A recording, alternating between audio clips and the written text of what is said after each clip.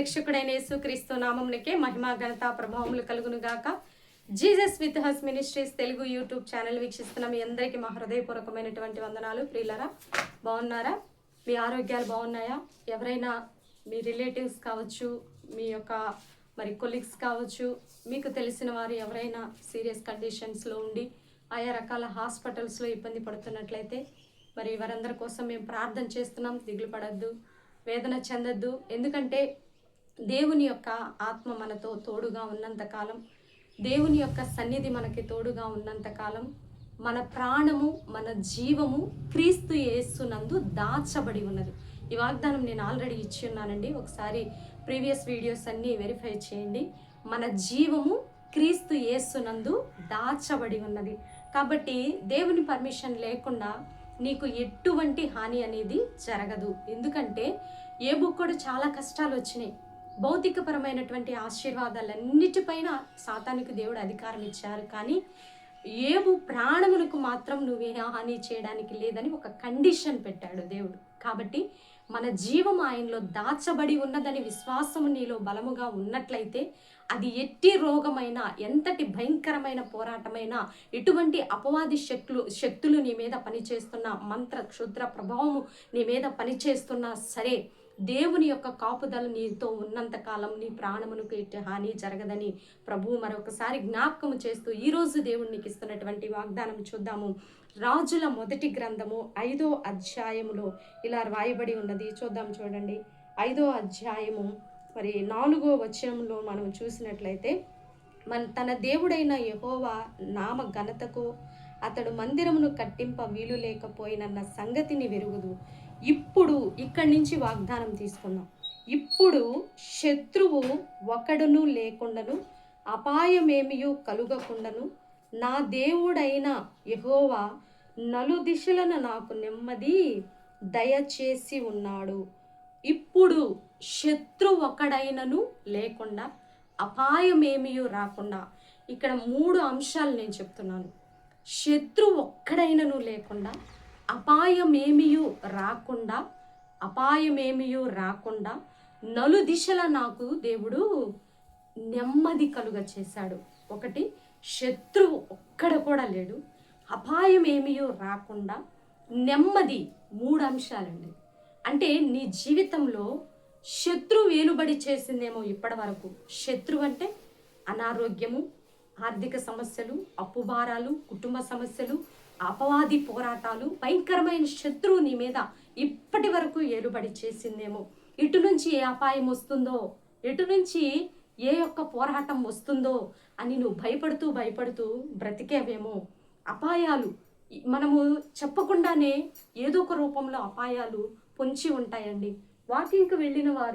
వాకింగ్కి వెళ్ళినట్లు మరలా గృహానికి తిరిగి రావట్లా, ఏదో సడన్ యాక్సిడెంట్స్ జరిగి అక్కడికక్కడే ప్రాణాలు వదులుతున్నారండి. ఇటువంటి పరిస్థితులు ఎన్నో చూస్తున్నాం.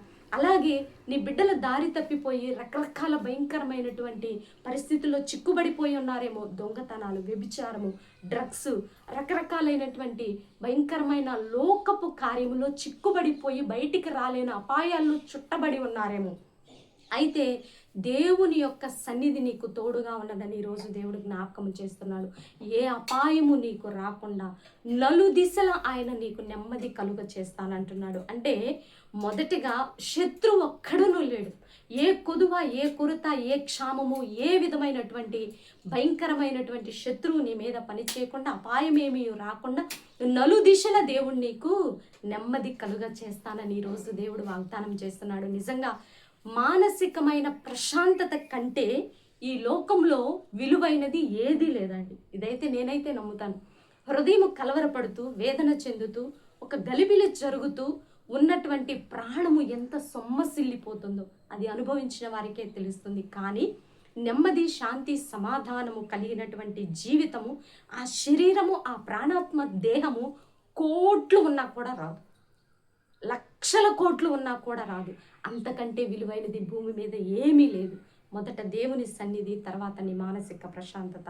ఈ 2 దేవుణ్ణి కలుగు చేస్తానని వాగ్దానం చేస్తుండగా ఇట్టి వాగ్దానాన్ని రిసీవ్ చేసుకోవాలని ప్రభు నామంలో మనవి చేస్తూ మరి చిన్న ప్రార్థన చేసుకుందాం. ప్రార్థన, ఎందుకంటే ప్రభు యొక్క సన్నిధి మాత్రమే మనల్ని కాపాడగలుగుతుంది.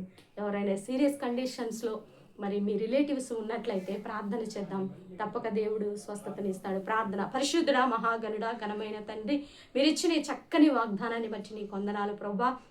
శత్రువు ఒక్కడైనా నువ్వు లేకుండా, అపాయమేమీ రాకుండా నెమ్మది కలుగు చేస్తానని మీరు ఇచ్చిన వాగ్దానాన్ని బట్టి మీ కృతజ్ఞతాస్తుతులు చెల్లిస్తూ, ఎవరైతే సీరియస్ కండిషన్స్లో వెంటిలేటర్స్ మీద, ఐసీయూలో భయంకరమైన పోరాటాలు, ఆ వ్యాధి బాధలతో హాస్పిటల్స్లో లక్షలు ఖర్చు పెడుతూ తండ్రి ఇబ్బంది పడుతున్నారు, అట్టి బిడ్డల్ని మీరు ముట్టండి, తాకండి. సంపూర్ణమైన స్వస్థత మీరు ఇస్తున్నందుకు మీ కృతజ్ఞతాస్తుతులు చెల్లిస్తున్నాం. బ్లడ్ క్లాట్ అయినటువంటి బిడ్డల్ని మీరు ముట్టండి, తాకండి. ఆ తల నరాలలో ఆ బ్లడ్ ఫ్లో నాయన ఫ్రీగా మూవ్ అవును గాక. యేసు నామంలో నార్మల్ కండిషన్స్ వచ్చును గాక. అత్యద్భుతముగా స్వస్థత కలుగును గాక. Heart problems, kidney problems, liver problems, భయంకరమైన వ్యాధుల నుంచి విడుదల కలుగును గాక. మరి కుటుంబాలలో భయంకరమైన శోధన అనుభవిస్తున్న బిడ్డల్ని జ్ఞాపకంలో ఉంచుకోండి అయా. కాకినాడ తునిలో తండ్రి అయా, చిన్న బిడ్డ తప్పిపోయి ఇప్పటికీ 12-15 రోజుల నుంచి ఇబ్బందులు పడుతున్నారు. అట్టి బిడ్డల్ని మీరు జ్ఞాపకంలో ఉంచుకొని తండ్రి అయా, వారికి ఆ తల్లిదండ్రులకు తగిన ఓదార్పును దయచేసి ఆ బిడ్డ ఆచూకీ తెలియటకు అధికారులకు, ప్రజలందరికీ కూడా మీరు సహాయం చేయండి. స్థానిక సంఘాలను దర్శించండి, భారతదేశాన్ని దీవించండి, తెలుగు రాష్ట్రాన్ని దీవించండి, మా కుటుంబాన్ని కూడా జ్ఞాపకంలో ఉంచుకోండి. ఈరోజు బర్త్డే, వెడ్డింగ్ డే జరుపుకునే బిడ్డలందరినీ కూడా మీరు దీవించి ఆశీర్వదించమని యేసయ్య. అలాగే తండ్రి అయ్యా, స్కూల్స్, కాలేజెస్ అన్నీ ఓపెన్ అయ్యి పిల్లలు వెళుతున్నారు.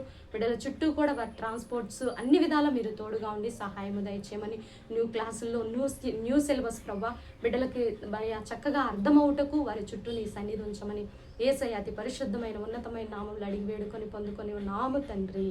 Amen, amen, amen. ప్రియులారా, ఈ వీడియో మీకు నచ్చినట్టయితే లైక్ చేయండి. దేవుని యొక్క మహాకృప మనకి తోడుగా ఉండి నడిపించును గాక. God bless you. Praise lord.